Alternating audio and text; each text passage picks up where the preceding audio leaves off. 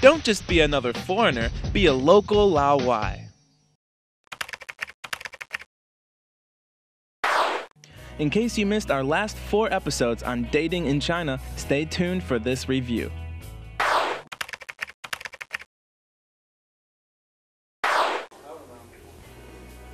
Ask yourself a question before you arrange where to meet. What does my choice of place say about my intentions? Going to a club may signal to some that you're a playboy. Pick somewhere relaxed where the patrons are not entirely Chinese or entirely Western. Sometimes it's better to just be direct. Say what you really mean and you won't go far wrong. Throw those corny pickup lines out the window. Here are some top tips for date talk in China. First, 9 times out of 10, be aware that your date will ask you about what you think of China and the city you're living in. What do you think about China? Well, I think it's a fascinating place. Long history of just philosophically so much to learn about. And don't be offended if your date talks about past relationships. It's common to be very direct about this kind of thing here. Just don't dwell on it too much. Okay, I want to show you some pictures of my ex-boyfriends. Lovely. Lastly, nothing shows a date you're more interested than asking questions about his or herself. You know what? Forget about this guy. I want to know about you.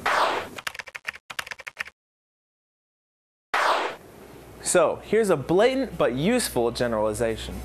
Dating in China intimates the intention to marry. It's not true for everybody, but the vast majority of people here experience courtship without dating, as is known in the West. Now, by dating, I'm specifically talking about casually seeing many people at the same time. Now, in the West, it's a perfectly acceptable practice, but here, being romantically involved with more than one person can be misconstrued as being unreliable or even cheating.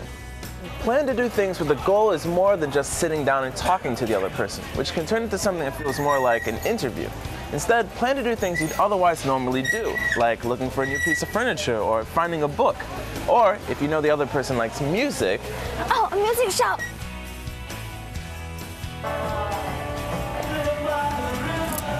Now, for all you students out there, a study date at the cafe is a great casual option. And that's not to say a coffee appointment on a Sunday afternoon isn't appropriate for us working folk as well. Remember, especially if you're outside of the bigger cities, you may very well be the first foreigner to ever speak to a Chinese person. While new and exciting are great things, there may be some apprehension involved when you first get to know somebody. So, to build trust, number 1, don't break appointments and remember to arrive on time. Oh, Tony, I really like that. 我真的很喜欢这个，好好看。 Sometimes the word 喜欢 can mean something else, namely, I want that thing, buy it for me. Tony, I really like that. Now, when we're talking about people's feelings for one another, the word like is actually very strong. If a girl says she likes you, it's a big deal. It's almost like the word for love. I love you. Well, you see... All right, bye, Mom. What do you say? Sorry, I was on the phone. Nothing. The idea of stability is very central in Chinese romantic relationships, and the Western sense of individuality and independence is just starting to make its way into China's most international of cities. One product of these mismatched expectations is stereotypes. In cross-cultural relationships, it's very easy for a small misunderstanding to be contributed to a stereotype as opposed to a unique event.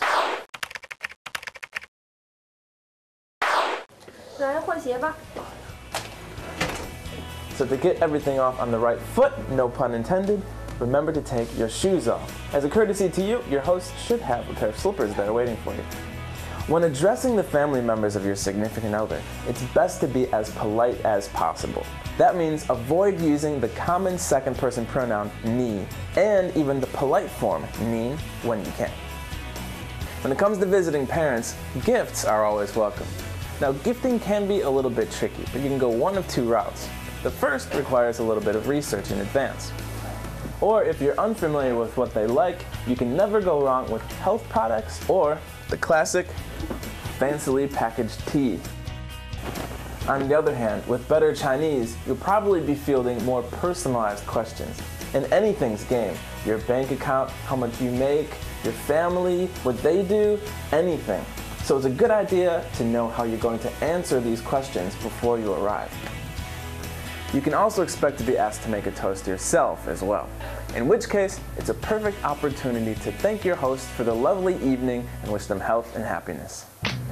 That's it for this review of Dating in China. Remember to check out our website for full videos of each of these episodes, and if you have any specific questions, comments, or concerns, shoot me an email at locallaowai@bon.tv. I'm Donnie Newman. We'll see you next time on Local Laowai.